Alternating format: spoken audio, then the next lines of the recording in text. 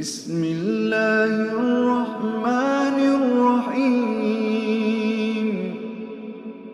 Jemaah yang dimuliakan Allah Subhanahu wa taala, di Al-Qur'an itu Allah Subhanahu wa taala memberikan 4 kemungkinan kalau orang itu sudah keluarga terkait dengan keturunan. Yang pertama adalah yahabul liman yasha'u inatha di surat Asy-Syura. Allah mengaruniai anak itu perempuan, nggak ada laki-lakinya, tapi perempuan semua, sampai 5-6 itu juga perempuan. Kemudian wa yahabul liman yasha'u dzukura, Allah mengaruniai anak itu ada laki-lakinya, nggak ada perempuannya, laki-laki semua, sampai 7 itu laki-laki. Kemudian zawwiju dzukura wa inatha, Allah mengaruniai anak itu ada laki-laki dan ada perempuannya. Kemudian yang keempat itu adalah waj'al may yasha'u aqiman, Allah menjadikan orang yang keluarga itu hakim. Hakim itu enggak ada keturunan. Tapi kalau kita lihat seperti Nabi Zakaria itu nabi yang sudah tua, belum ada keturunan, tapi enggak putus-putus asa dia berdoa, sehingga dituangkan dalam Al-Quran, diberikan Al-Quran doanya Nabi Zakaria itu kan, Rabbi inni wahanal admu minni wasta'ala ra'su syaiba walam akun bidu'ai Rabbi syaqiya. Nabi Zakaria mengadu, tulang belulangku sudah pada rapuh, ubanku sudah membakar kepala, aku belum punya keturunan dan aku enggak putus-putus berdoa kepada Allah. Tapi akhirnya Allah Subhanahu wa taala ngasih keturunan juga, padahal sudah tua. Nabi Zakaria kan kalau dilihat dari apa yang dibaca oleh Qori Nadeli, itu kan begitu Hana bin Fakus, istrinya Imran, itu kan ceritanya kan lama nggak punya keturunan, sehingga Hana bin Fakus itu berdoa terus nggak henti-hentinya, dan lebih lagi pengen keturunan itu setelah melihat merpati yang memberikan makan kepada anaknya itu, mesranya memberikan makan kepada anaknya. Itu Hana bin Fakus tambah kepingin lagi, berdoanya terus. Kemudian Allah ngaruniai anak. Di dalam tafsir disebutkan pengennya anak itu laki-laki, tapi Allah memberi anak perempuan yang disebut dengan Maryam, sehingga disebutkan walaysa dzakaru kal unsa, enggak sama laki-laki itu dengan perempuan. Memang enggak sama, dalam sifat-sifatnya enggak sama. Nah, kita termasuk yang mana dari keempat itu? Kita ada di yang keempat itu dan bahagia. Oleh sebab itu, setelah kita itu mendapatkan keturunan, apa kata Rasulullah? Hakul walad alal walad salas. Jadi hak anak terhadap orang tua itu ada 3. Yang pertama adalah ayyuhsina ismahu idza wulida, yaitu memberi nama anak yang baik kalau anak itu sudah lahir. Terkait dengan nama ini ada 5 prioritas nama. Ada nama yang direkomendasikan oleh Rasulullah SAW, betul, yaitu Abdullah dan Abdurrahman. Ini nama yang disukai oleh Allah Subhanahu wa ta'ala. Jadi Abdullah dan Abdurrahman itu dalam hadis Rasulullah menyatakan begini, inna habba asma'ikum ilallah Abdullah wa Abdurrahman. Sungguhnya yang Allah cintai dari nama-nama kamu itu adalah Abdullah dan Abdurrahman. Jadi itu yang direkomendasikan oleh Rasulullah SAW. Sehingga para sahabat itu banyak namanya itu, bahkan tidak kurang dari 300 nama orang Abdullah. Bagaimana manggilnya? Oh, di sini Abdullah semua. Sehingga kan ada bin. Jadi yang bisa membedakannya binnya. Makanya di dalam hadis itu kan bin gitu. Jadi Abdurrahman bin Auf, macam Abdullah bin Abbas. Nah, kita ini kadang-kadang bapaknya nenek kita itu sudah nggak tahu, atau bapaknya kakek kita itu kita sudah nggak tahu. Tapi di Arab itu sampai itu disebutkan semua. Kemudian yang kedua, prioritas yang kedua itu adalah, di bawahnya lagi adalah kita itu memberi nama anak itu adalah dari Asmaul Husna itu, selain Abdurrahman dan Abdullah, tapi dikasih nama Abdul. Misalkan kan ada Jalil, Abdul Jalil. Ghafur jadi Abdul Ghafur. Aziz jadi Abdul Aziz. Yang ketiga, nama para nabi itu digunakan oleh nama anak kita, itu bagus. Nabi atau Rasul. Nabi yang pertama Adam, ada orang itu namanya Adam. Ada Nuh, ada yang dua nabi digabung jadi satu, Muhammad, Yusuf. Setelah nabi itu para sahabat, Abu Bakar, Umar, Utsman, Ali, dan nama sahabat yang lain. Itu digunakan nama anak kita bagus, karena mereka adalah orang-orang soleh semua itu. Jadi kita sandarkan supaya kita menjadi anak-anak yang soleh. Nah, bagaimana dengan perempuan? Ini tadi kan laki-laki semua. Kalau perempuan itu istri Nabi. Misalkan ibunya Ismail, Sarah. Atau ibunya Ishak, Hajar. Itu kan orang soleh semua. Atau istri Nabi Muhammad SAW, Khadijah, Aisyah, dan sebagainya, Maimunah, Sofia. Itu bagus dipakai. Kemudian yang kelima yaitu nama yang lain daripada empat tadi itu, tapi punya makna yang bagus.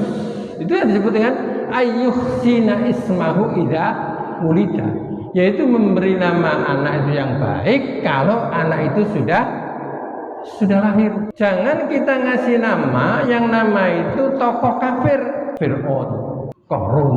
Jangan, nggak boleh. Karena nama itu adalah doa. Makanya sering saya sampaikan dalam ceramah itu, kita ngasih nama anak selain yang keempat tadi itu, yang kelima adalah yang penting punya arti yang baik dan mengandung sejarah yang baik. Boleh. Sering saya sampaikan banyak orang itu ngasih nama itu terkait dengan bulan. Lahirnya bulan September. Sehingga Septiani, Septianto, Septiana, Septi itu banyak. Ada dikaitkan dengan Ramadan. Rezeki Ramadan, Ahmad Ramadan. Itu biasanya Pak, lahirnya di bulan Ramadan. Nah, yang kedua bahagia. Apa anak antara orang tua adalah wa yu'allimul Qur'an idza aqala. Yaitu mengajari kitab kalau sudah berakal. Ya kasarnya jangan nyekolahkan. Dan kita milih betul-betul sekolah itu yang betul-betul mengajarkan akidah, itu akidah yang benar. Kalau kita lihat di dalam pendidikan Luqman atau doanya Nabi Ibrahim, kalau kita lihat Luqman itu yang pertama kan akidahnya dibangun, wasiatnya kepada anak, ya bunayya la tusyrik billah inna syirka la dzulmun adzim. Duhai anak, jangan kamu menyekutukan Allah Subhanahu wa taala. Karena sesungguhnya menyekutukan Allah itu adalah termasuk salah satu perbuatan dosa besar. Nabi Ibrahim juga bilang begitu, doanya Nabi Ibrahim, Rabbi ij'al hadzal balada aminan wajnubni wa baniya an na'budal asnam. Ya Allah, jadikanlah negeri ini aman dan jauhkanlah aku dan keturunanku dari berhala. Artinya tetap akidahnya itu adalah akidah menyembah kepada Allah Subhanahu wa taala. Setelah itu Luqman wasiatnya apa kan? Ibadah. Apa ibadah di situ? Salat. Jadi setelah kitanya kuat, diwasiatkan, dididik, maka sholat. Ya bunayya aqimis sholah. Anak, dirikanlah sholat. Dan tidak ada perintah. Yang perintah itu Allah Subhanahu wa taala itu membatasi terhadap anak. Rasulullah SAW membatasi mendidik anak dalam masalah umur kecuali sholat. Seperti muru auladakum bis sholah wa bis sab'i sinin. Perintahlah anakmu itu sholat kalau sudah umur 7 tahun. Wadribuhum kalau sudah pukul itu. Kalau sudah biasin kalau sudah umur 10 tahun. Kalau nggak sholat pukul, tapi pukul termasuk pukul tarbiyah ya. Nah, makanya yang ketiga itu apa? Kata Rasulullah. Ini yang punya perempuan ini. Oh ya, itu tidak teroka. Menikahkan kalau sudah datang jodohnya. Jadi hak anak terhadap orang tua, haknya itu. Nah, jangan bahagia. Itulah makanya terkait dengan anak. Itu ada 4 juga. Yang pertama apa? Yang pertama adalah Allah Subhanahu wa taala menyebutkan al-malu wal banuna zinatul hayatid dunya. Jadi harta dan anak itu adalah zina sebagai perhiasan, pelengkap kehidupan.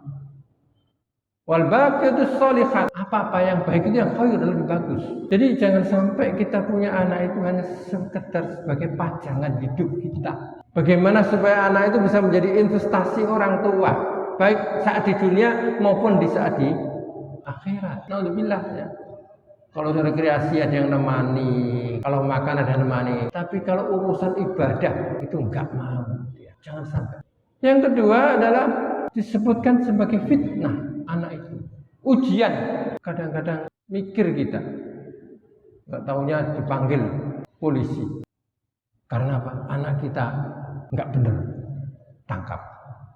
Masya Allah, itu orang tua yang kena, orang tua yang menjadikan kemudian dia nama baiknya tercoreng. Nah, ini kemudian yang ketiga itu parah lagi. Musuh aduan lakum, maka fahdaru. Baik musuh ideologi diharapkan bagaimana supaya nanti meneruskan perjuangan orang tuanya, ternyata dia murtad. Diharapkan anaknya itu nanti melanjutkan orang tuanya senantiasa amar ma'ruf nahi mungkar, ternyata anaknya amar mungkar nahi ma'ruf. Ketiga ini, pertama adalah hanya sebagai hiasan, yang kedua adalah sebagai fitnah, ujian, yang ketiga adalah sebagai musuh. Maka yang keempat inilah yang kita harapkan. Apa yang kita harapkan? Doa kita itu yang sering kita panjatkan kepada Allah Subhanahu wa taala. Rabbana hab lana min azwajina wa dzurriyyatina qurrata a'yun waj'alna lil muttaqina imama.